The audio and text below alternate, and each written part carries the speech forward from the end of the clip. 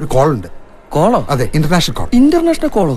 ഇപ്പോഴും എനിക്ക് റിനിയോട് ചോദിക്കാനായിട്ടുള്ളത്, ഇപ്പം ഞാൻ പരിചയപ്പെട്ട് 24 മണിക്കൂറിന് ഉള്ളിൽ റിനിയെ ഹോട്ടലിലേക്ക് വിളിച്ചിട്ടുണ്ടോ?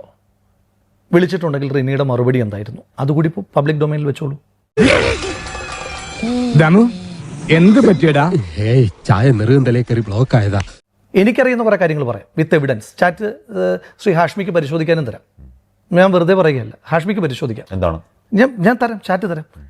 എനിക്കറിയുന്ന അതിനുശേഷമുള്ള റീസെൻ്റ് ആയിട്ടുള്ള ടൈം ലൈൻ മാത്രം പറയാം. ഈ റിനി പരാതി പറയുന്നതിന് തൊട്ടു മുമ്പ് മെയ് മാസം 28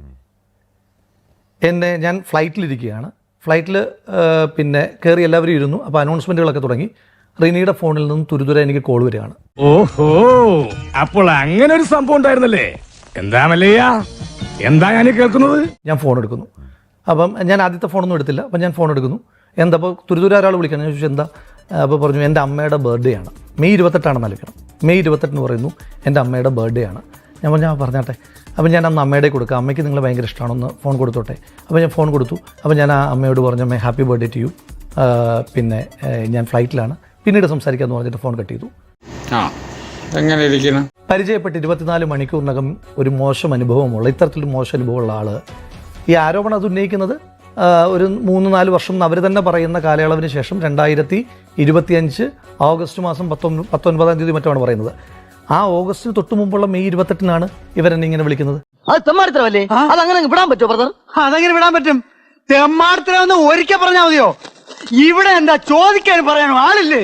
അതിനു മുൻപ് ഇവർ തൃശ്ശൂരിൽ ഒരു പരിപാടിയിൽ പങ്കെടുക്കാൻ വന്നിട്ട്, തൃശ്ശൂർ വരെ അവരുടെ ഡെസ്റ്റിനേഷനുള്ളതെന്ന് അവരെന്നോട് പറഞ്ഞത്.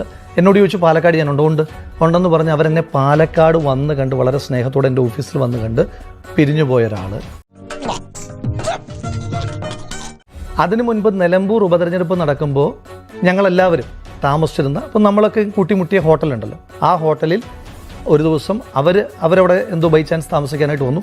അപ്പോൾ ആൾക്കൂട്ടത്തിൽ വെച്ച് എന്നെ കണ്ട് എൻ്റെ ഓടി അടുത്തേക്ക് വന്ന് സെൽഫി എടുത്ത ഒരാൾ പാലക്കാട് ഉപതെരഞ്ഞെടുപ്പിൻ്റെ സമയത്ത് എനിക്ക് പോലും അറിയില്ലായിരുന്നു, അവരെന്നെ കണ്ടിട്ടുമില്ല, 2 ദിവസം അവിടെ വർക്ക് ചെയ്യാൻ വന്നിട്ടുണ്ടെന്ന് പറയുന്ന ഒരാൾ റിനി ആരോപണമായിട്ട് ഉന്നയിച്ചത് എന്താ? 24 മണിക്കൂറിനകം മിസ്ബിഹേവ് ചെയ്തു. അങ്ങനെയാണെങ്കിൽ ആ കൺവെർസേഷൻ പുറത്തേക്ക് വിടട്ടെ. റിനിയുടെ മറുപടി എന്തായിരുന്നു എന്നും പുറത്തേക്ക് വിടട്ടെ. പട്ടിക്കൊലയാടി മോളെ, പോക്കിരിത്തരം കാണിച്ചു പിന്നെ നിന്ന് മറ്റേ വർത്താനം പറയുന്നു. ഞാൻ അങ്ങനെ ചോദിച്ചിട്ടുണ്ടോ, റിനി എന്ത് പറഞ്ഞു എന്നുള്ള സാധനം പുറത്തേക്ക് വിളിച്ചിട്ടുണ്ടോ?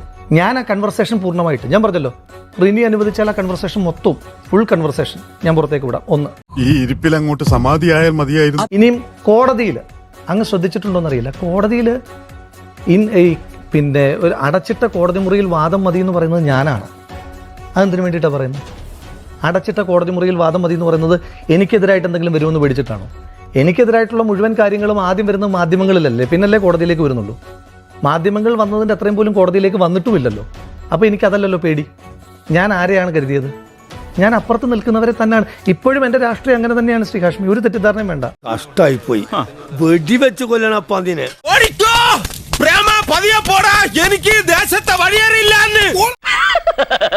തൽക്കാലം ഇത്രയും മതി, വരട്ടെ.